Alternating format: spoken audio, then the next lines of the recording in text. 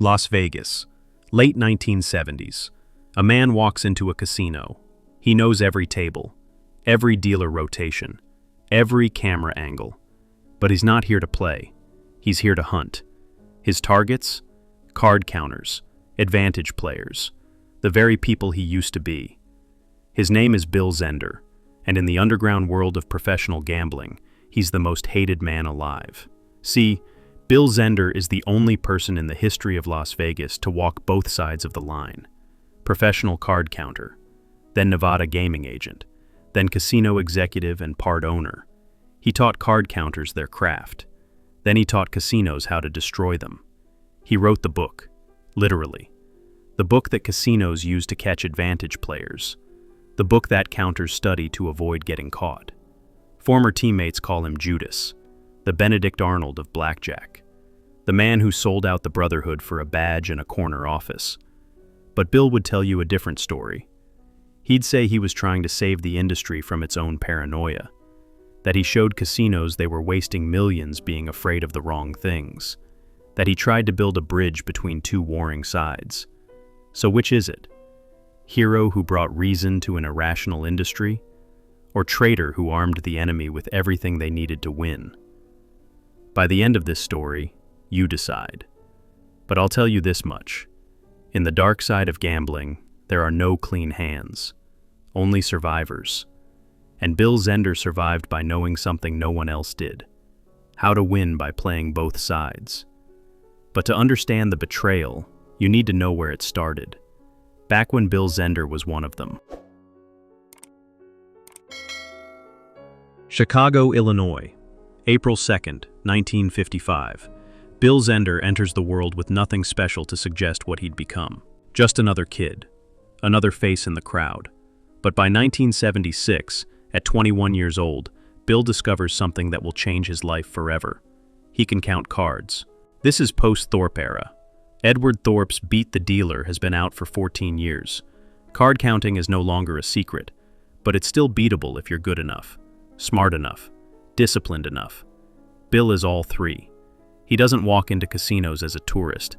He's not there for the buffet or the free drinks or the dream of getting lucky. He walks in as a professional gambler. This is his job, his income, his identity, and he's good at it. See, being a card counter in the 70s wasn't like playing poker online in your pajamas. This was field work, combat. You had to memorize systems, practice for hundreds of hours, control your emotions when variance hit and you lost 5 hands in a row even though the math said you should win. You had to blend in, look like every other drunk tourist throwing money away, chat with dealers, tip the cocktail waitress, laugh at the right moments, all while running complex calculations in your head and adjusting your bets based on the count. Bill wasn't just good at the math, he was good at the act, and he wasn't alone. There was a community, an underground network of advantage players. They'd meet in diners after shifts, share techniques, compare notes on which casinos were welcoming, which pit bosses were sharp, which dealers were sloppy with their shuffles. It was a brotherhood, a tribe of people who'd figured out that the house didn't always have to win. Bill was one of them, trusted, respected. Then came the night at Jerry's Nugget. Jerry's Nugget, North Las Vegas. A smaller casino, but they offered something beautiful: single-deck blackjack. Single-deck meant better odds for counters, fewer cards to track, bigger swings in probability when high cards came out. Bill and 2 other players had developed a technique called ace location. Advanced stuff. They weren't just counting tens and face cards, they were tracking specific aces through the shuffle, watching where they landed, knowing when they'd reappear. When you know where the aces are, you know when to make your big bets. They were careful. They varied their bet sizes just enough. They didn't win every hand. They looked natural, but they were winning, steadily, consistently. Then the pit boss appeared, older guy, seen it all. He didn't look angry, didn't make a scene, just walked up to their table between hands and said 5 words that every card counter dreads. "Gentlemen, your action is too strong for us." That's casino speak for, "We know what you're doing. You're done here. Get out."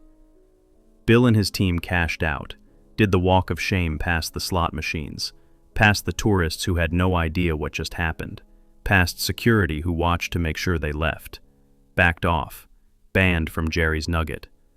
For most card counters, this is just part of the game. You shrug it off. You add Jerry's Nugget to your mental list of burned casinos. You go find another game somewhere else. But something changed in Bill Zender that night. He started thinking about it differently. See, most counters see casino security as the enemy, the obstacle, the reason you have to keep moving, keep disguising yourself, keep living on the edge. But Bill saw something else. He saw a system, a game within the game, and he wondered, what if I understood both sides? What if I knew exactly how casinos thought, what they looked for, what scared them? What if I could play from the other side of the table? The seed was planted that night at Jerry's Nugget. It would take 3 years to grow, but when it did, Bill Zender would make a decision that would haunt him for the rest of his life. 1979. Bill Zender walks into the Nevada Gaming Control Board offices, not to file a complaint, not to apply for a dealer's license, to become an enforcement agent. Let that sink in. A professional card counter applying to become the very person who hunts card counters. The Gaming Control Board runs background checks. They interview him. They dig into his past. And Bill tells them everything. Every casino he played, every team he worked with, every technique he used. And you know what? They hire him. Because that's exactly what they need. Someone who knows the game from the inside. Someone who can spot advantage players because he was one. Bill goes through peace officer training at Nevada Post, the same training as cops. Firearms qualification, arrest procedures, use of force. He gets a badge, a gun, legal authority to detain and arrest. Word spreads through the card counting community like wildfire. Bill Zender, one of us, just became one of them. Phone calls are made, angry voices, accusations flying. How could you? We trusted you. You know what they do to counters, and now you're going to do it too? Bill has an answer. He tells everyone who'll listen, I want to show them that card counting isn't the threat they think it is. I want to bring some rationality to the witch hunt. Some people believe him. Most don't. Because intentions don't matter when you're wearing the enemy's uniform. Bill's first day as a gaming agent. He walks into the Desert Inn, the Sahara, the Stardust. Casinos where he used to hide in the shadows, praying he wouldn't get spotted. Now pit bosses shake his hand, buy him coffee, ask his advice.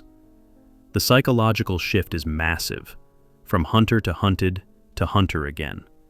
From being afraid of surveillance to controlling it. From memorizing dealer rotations to escape detection, to memorizing them to catch others.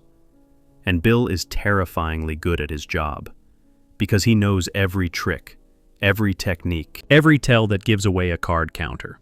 He can spot a counter from across the casino floor, the way they watch the discard tray, the micro pause before placing a bet, the pattern in their bet sizing that looks random to everyone else, but is crystal clear to someone who's done it themselves. He trains other gaming agents, teaches seminars, writes internal memos. Here's what they do. Here's how you catch them. Every counter he catches, he thinks, that could have been me. That was me 3 years ago. But he does it anyway. Within a year, Bill Zender becomes one of the most effective counter hunters in Nevada gaming history. Not because he's brutal, not because he's unfair, because he's surgical. He can tell the difference between a lucky tourist on a hot streak and a professional advantage player. He knows when someone's part of a team. He recognizes the signs of ace tracking, shuffle tracking, even the early whispers of computer-assisted play. But here's where it gets interesting. Here's where Bill starts becoming controversial on both sides. Because while Bill is catching card counters, he's also telling the casinos something they don't want to hear. You're overreacting. You're wasting money. See, by the late 70s, early 80s, casinos had become paranoid. Edward Thorp's book had been out for almost 20 years. The MIT blackjack team was starting to form. Card counting was in the zeitgeist, and casinos were spending millions protecting themselves. Surveillance teams expanded. Eye-in-the-sky technology improved. Multiple deck shoes became standard. 6 decks, 8 decks, shuffling more frequently, cutting off more cards, mid-shoe entry rules, betting limits for suspected counters. All of this cost money, not just in equipment and personnel, in lost revenue. Because here's what Bill discovered through his research. Every time a casino shuffles the deck, that's time not dealing, that's hands not played, that's bets not made. Every paranoid procedure slows the game down. Bill ran the numbers. If you deal one more round per hour on a blackjack table, that's one more round of bets. Multiply that by every table, every hour, every day, every year. His calculation: casinos were losing over $128,000 per table annually just by dealing slower. And why were they dealing slower? Fear of card counters. So Bill starts making a radical argument. Stop being so afraid. Deal faster. More hands per hour means more profit, even if a few card counters are playing. The math works out in your favor. You'd think casinos would love this. More money, less paranoia, sounds great. But they don't listen. Because fear sells better than math. Security theater makes executives feel safe. Surveillance rooms with dozens of monitors and serious-looking guards make board members feel like they're protecting the investment. Telling them, relax, deal faster, sounds like giving up. So casinos take Bill's expertise in catching counters and ignore his advice about not worrying so much, which means Bill ends up in this bizarre middle ground. Card counters hate him because he's catching them, teaching casinos their techniques, arming the enemy. Casinos are frustrated with him because he won't validate their fears, won't tell them that card counters are an existential threat. He's respected by neither side, trusted by no one. But Bill isn't done. The next transformation would be the most controversial of all, because in the mid-80s, Bill Zender stops working for the Gaming Control Board and joins the casinos themselves, not as a consultant, as an executive. And that's when things get really dark. Mid-1980s. Bill Zender leaves the Nevada Gaming Control Board and crosses the final line. He joins the casinos, not as security, not as a consultant brought in for a project, as management. Asian Games Manager at the Desert Inn Hotel and Casino, Las Vegas. Casino Manager at the Maxim Hotel and Casino. Vice President and part owner of the Aladdin Hotel and Casino. General Manager at Casino San Pablo in California. Think about what Bill Zender now possesses. The knowledge of a professional card counter, the enforcement experience of a gaming agent, the executive power of a casino owner. Nobody in the history of gambling has ever had this combination. He knows what players think because he was one. He knows what investigators look for because he was one. Now he controls the entire operation from the top, and he uses all of it. Bill implements policies based on his dual expertise. He trains dealers differently, structures surveillance protocols, designs countermeasures that are efficient, not paranoid. He's building casinos that are smarter, more profitable, not through fear, through understanding. But Bill doesn't keep this knowledge to himself. In 1990, he publishes a book, Card Counting for the Casino Executive. The first book about card counting written specifically for casinos, not for players, for the house. Everything he knew as a player, every technique, every strategy, every psychological edge, everything he learned as an enforcement agent, every detection method, every tell, every pattern, now weaponized for casino profit. The book becomes an industry Bible. Casino executives across the country buy it, study it, implement its lessons. Security directors keep it on their desks. But here's the twisted irony. Card counters buy it too, because if you want to avoid getting caught, you need to know what casinos are looking for. And Bill just told them, in explicit detail. So Bill profits from both sides. Casinos pay him for the sword. Card counters pay him for the shield. He doesn't stop at one book. Over the next 2 decades, Bill publishes 7 books total. Pai Gow Without Tears, Pai Gow Poker, Understanding Strategies and Procedures, the Casinoology series. All of them become industry standards. Bill Zender transforms from casino executive to the expert everyone calls. Conferences, consulting gigs, legal cases. Which brings us to 2012, and the Phil Ivey case. Phil Ivey, one of the greatest poker players in the world, millions in tournament winnings, respected, famous. He walks into Crockfords Casino in London with a technique called edge sorting. Here's how it works. Some playing card manufacturers have tiny, almost imperceptible asymmetries in the patterns on the card backs.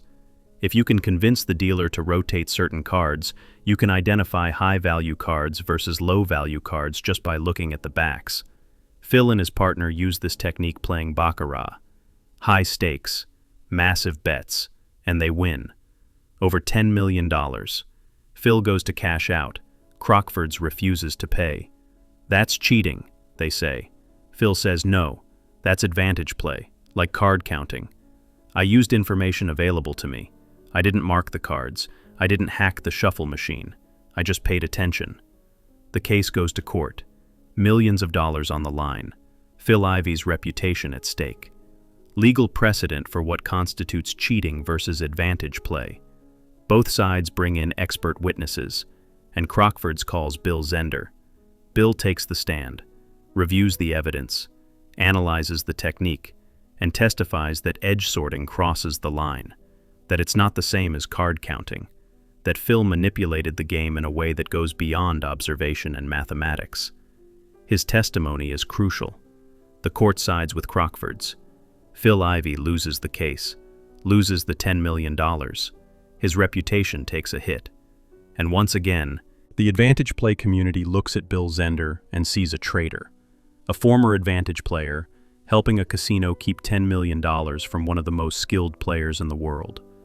Bill would say he was being honest, that edge sorting genuinely is different from card counting. But to players who respected Phil Ivey, who saw him as someone pushing the boundaries of advantage play, Bill's testimony felt like betrayal, again. The pattern was complete. Player turned agent, agent turned executive, executive turned expert witness. At every stage, Bill Zender used his knowledge to help casinos win, and got paid every time. 2014, the World Game Protection Conference, the biggest annual gathering of casino security professionals in the world. Bill Zender stands on stage. They're presenting him with the Lifetime Achievement Award. The room is full. Casino executives from around the globe, security directors, surveillance experts, game protection specialists, and they give him a standing ovation. Bill has been the only presenter to speak at every single World Game Protection Conference since it started in 2006. Year after year, they invite him back, because he's the authority, the legend. Lifetime Achievement Award. Achievement for whom? The casino industry honors him as the man who helped protect their profits, who brought sophisticated understanding to game protection, who showed them what to look for, how to respond, when to worry and when not to. But outside that conference hall, in the underground forums where advantage players still gather, they see something different. They see the man who gave casinos the blueprint to destroy them. So who's right? Let's look at Bill's defense, what he's said over the years. I tried to show casinos that card counting isn't catastrophic, that they're spending more money being paranoid than they're losing to counters. My research proved that dealing faster and worrying less would make them more money. I wanted to reduce the witch hunt, stop the aggressive backoffs, the harassment, the paranoia. And you know what? He's not lying. Bill did try to tell casinos to calm down, but here's the problem. Casinos didn't listen to that part. They took his detection methods, his training protocols, his identification techniques. They used those to catch more counters, ban more players, build more sophisticated surveillance systems. But they ignored his advice to relax, to deal faster, to accept that a small number of skilled players beating them was just the cost of doing business. Bill gave them a sword and an olive branch. They took the sword, threw away the olive branch, which means Bill's good intentions got weaponized in exactly the way he said they shouldn't be. And that's Bill's tragedy. He armed both sides. And neither side listened to his actual message. But intentions don't erase consequences. So let's do the dark accounting. the uncomfortable math that nobody wants to talk about. How many card counters were caught using Bill Zender's methods? How many people lost their income because casino security read his book? How many advantage players got backed off, banned, harassed, threatened, because Bill taught casinos what to look for? What happened to those two guys Bill played with at Jerry's Nugget back in 1976? Where are they now? Did they keep playing? Get caught? Go broke? Did Bill's former teammates ever forgive him? Or do they still see him as Judas? Phil Ivey's $10 million. That's not abstract. That's generational wealth. That could have changed lives. And Bill's testimony helped a casino keep it. The modern surveillance state in casinos, 8-deck shoes, continuous shuffle machines, facial recognition technology, shared databases of banned players. Bill Zender didn't create all of that, but he contributed. He gave them pieces of the blueprint. Even if he said, "Don't go too far," they did. Because that's what institutions do. They take tools and use them to maximize control. And Bill gave them very good tools. So was Bill Zender a hero or a villain? Was he a pragmatist trying to bridge two worlds? A traitor who sold out his community for power and money? A businessman who simply monetized his unique knowledge? Maybe he was all three. Only Bill knows his true intentions. What he tells himself when he looks in the mirror. Whether he feels regret, or pride, or nothing at all. But intentions don't erase consequences. And the consequences are written in every casino from Vegas to Macau. Today, Bill Zender is in his late 60s, still consulting, still writing, still speaking at conferences. A comfortable life built on expertise gathered from three very different perspectives. Card counter, gaming agent, casino executive. Does he sleep well at night? Does he ever think about those teammates from Jerry's Nugget? Wonder what happened to them? Does he calculate how many counters were caught using techniques he taught? Does Phil Ivey's face ever flash through his mind? Or does he see himself as the voice of reason that nobody wanted to hear? The man who tried to build bridges while both sides insisted on war. We don't know. We can't know. But here's what we do know. Bill Zender proved something that very few people ever prove. You can win by playing all sides. Card counter who made money beating casinos. Gaming agent who got paid by the state to catch counters. Casino executive who profited from both operations and ownership. Consultant and expert witness commanding premium fees. Author selling books to both casinos and players. Financial success from every angle of the game. But here's the dark truth they don't teach you in business school. You can't serve two masters. Every choice has casualties. Every revelation you share arms someone against someone else. Bill Zender became the most knowledgeable person in casino gaming. He understood the game from perspectives nobody else could claim. And he became the most controversial. Not because he was wrong. His math was right. His analysis was accurate. His advice about dealing faster and worrying less would have made casinos more money. He was controversial because he was right for everyone and loyal to no one. Card counters wanted him to keep their secrets. He didn't. Casinos wanted him to validate their paranoia. He wouldn't. He told everyone uncomfortable truths, and nobody wanted to hear them. In the dark side of gambling, that's not betrayal, that's survival. The question is, at what cost? How many people lost their livelihoods so Bill could have his expertise recognized? How many advantage players had their edge destroyed so Bill could write another book? How many million-dollar scores were prevented because Bill testified in court? And the bigger question, was it worth it? Bill would probably say yes, that he was being truthful, sharing knowledge, trying to bring rationality to an irrational industry. Card counters would say no, that he was a traitor, that he took the skills the community taught him and used them to destroy that same community. Casinos would say, well, casinos love him. He made them smarter, more efficient, better at protecting their profits. So 2 out of 3 sides think he did the right thing. Except casinos aren't people, they're corporations. They don't have loyalty, they have profit margins. The moment Bill stops being useful, they'll forget him. which means the only real relationships Bill had were with that community of card counters, the people he played with at Jerry's Nugget, the teammates who trusted him, the brotherhood, and he left them behind. Maybe he had good reasons. Maybe he was trying to show casinos they were overreacting. Maybe he genuinely believed he could make things better for everyone. But you know what? It doesn't matter. Because in the end, casinos got stronger, surveillance got better, countermeasures got more sophisticated. The paranoia didn't decrease, it increased. And card counters?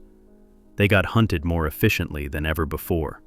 Bill Zender played both sides, and in the end, both sides lost.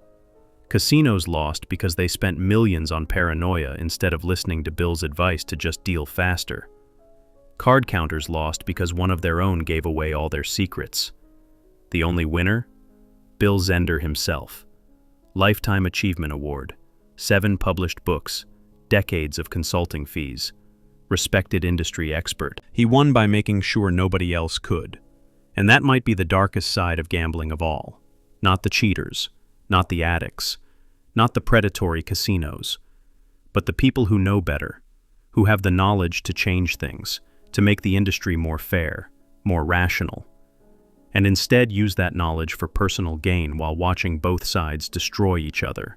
Bill Zender saw the game more clearly than anyone, and he played it perfectly, just not for the side you thought.